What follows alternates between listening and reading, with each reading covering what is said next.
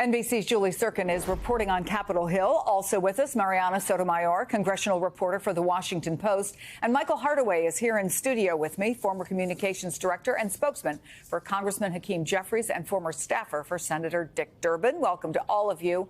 So, Julie, what do we know about the House's investigation into Matt Gaetz? Well, we know, Chris, that it has been ongoing for multiple years. That committee is very elusive. It operates like a black hole. And we also know that in September of this year, Matt Gaetz announced publicly to us and also in a letter to the committee that he is done voluntarily cooperating with the panel's investigation. He said what they're asking of him, for example, how many sexual partners he's had who are adults over the last 7 years, is, quote, none of the committee's business. Of course, Gaetz has been the subject of a sprawling DOJ investigation. Ultimately, he did not get charged in that.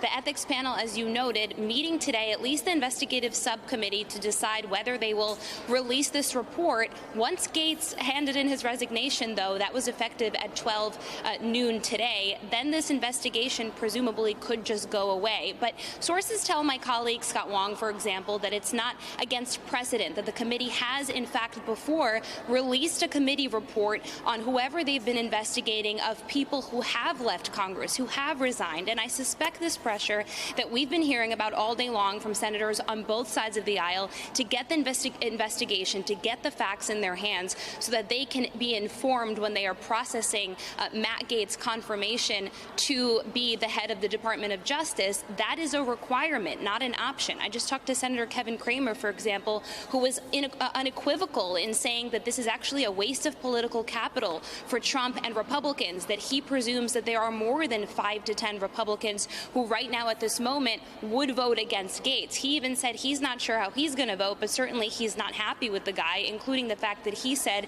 that Gaetz destroyed the House when he ousted Kevin McCarthy. So a lot of bad blood for Gaetz here. And we've reported as well, of course, that Gaetz and J.D. Vance's team are making calls around the Senate to get a temperature check on his nomination. Yeah, Mariana, I think it is fair to say that Matt Gaetz is not the most popular member of Congress on the Hill.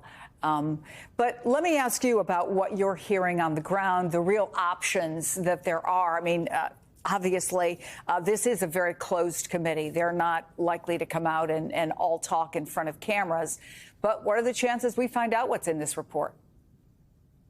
That's correct. This committee is incredibly tight-lipped, but I did want to note I have 2 sources familiar who now say that the committee will be meeting tomorrow on Friday, and that is when they will consider voting on this report.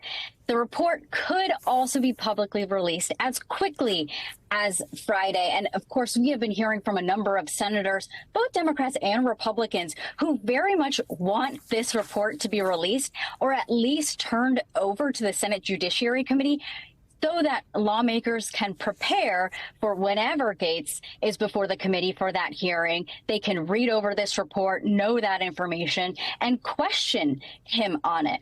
I am actually on the House side of the Capitol, where many House Republicans have been very vocal about just how much they dislike Matt Gaetz, what he has done to the institution as a whole, and their complete disbelief that Trump, as much as many of these Republicans admire Trump and are looking at who he's appointing to his cabinet, they really cannot believe that Trump himself is going to appoint Gaetz as Attorney General. Markwayne Mullin, senator, former House member, even joked earlier today that he had to Google whether Gaetz even is a lawyer, which fact-checked he is. He does have a law degree. Yeah, he has not practiced extensively the law, but he does have a law degree. Okay, Michael, take us inside these kinds of rooms.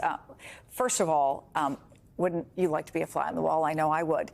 But how do you even approach a decision like this? First of all, he's resigned from Congress now. It would be a different kind of conversation, presumably, if he was still a member of the House. But, and a pretty big but, he is the president-elect's choice for a very important position. Yeah, I think his biggest problem is he doesn't really have any allies on either side. Obviously, on the Democratic side, there would be concerns in terms of what's in the report and whether he's qualified. But on the Republican side, even, a lot of people seem to hate this guy. And so that is incredibly problematic tomorrow as they have this conversation about what's going to happen with the report, because I think there are many people on the Republican side they have a bone to pick with him. Are there rules or I guess at least traditions that guide these kinds of conversations? Traditions are out the window right now. And the reality is that especially on divisive committees like Judiciary, that doesn't really exist in this era, which is his other problem. Again, you have many people that have a bone to pick with you. And so I think that is problematic. I don't really understand why Trump would expend this level of political capital this early on a guy like this, but it would be interesting to see what happens. Yeah, Mariana, we know that Trump really does prize and often reward loyalty, but we also know he likes praise for whatever he does. So I wonder, wanting approval outweigh any loyalty to Gaetz, who has been a fierce ally, or could Trump sour on Gaetz as he grows more, people grow more critical as there's more backlash?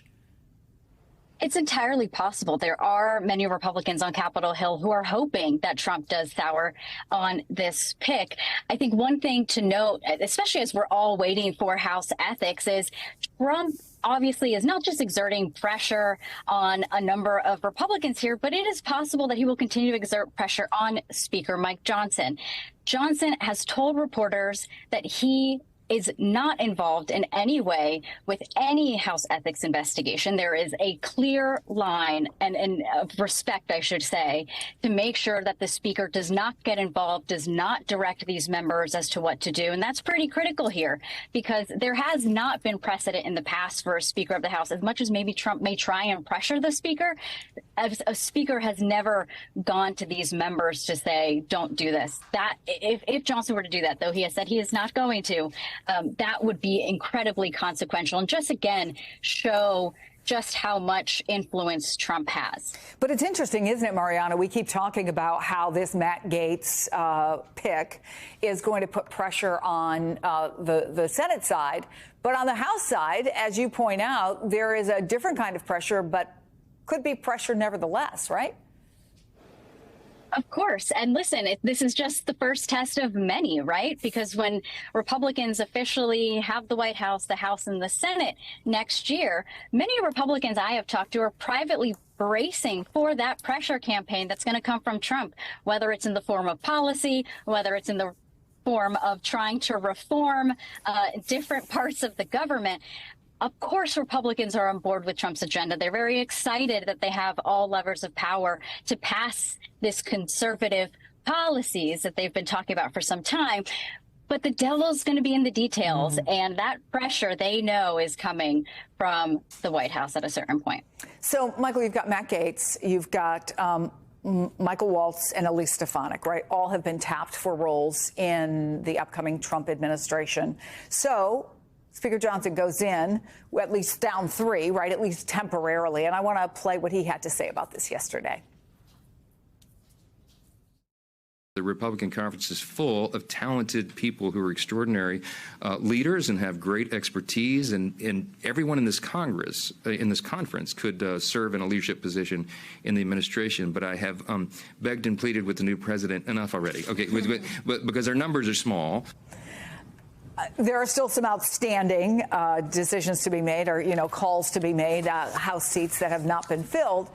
Having said that, what's a likely period of time where he could be, where Speaker Johnson could be missing 3 people, and how consequential could that be? Well, this is great news for Democrats in that, I thought it was always going to be close in terms of the Republican majority, but it becomes even slimmer with every passing day where you have a new Republican who gets appointed to something. And again, I think that the good relationship between Speaker Johnson and Leader Jeffries will be productive for all of us. I think we all should be happy about the fact that they have a good working relationship.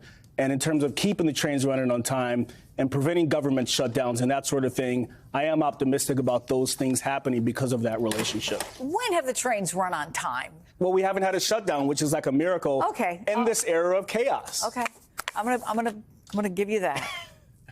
Not much else. I'm hopeful. Not much else on time, Michael Hardaway. They keep pushing it down the road. Julie and Mariana, raise your hand if you're with me on that one. Okay, I put them on the. Okay, thank you very much, Michael.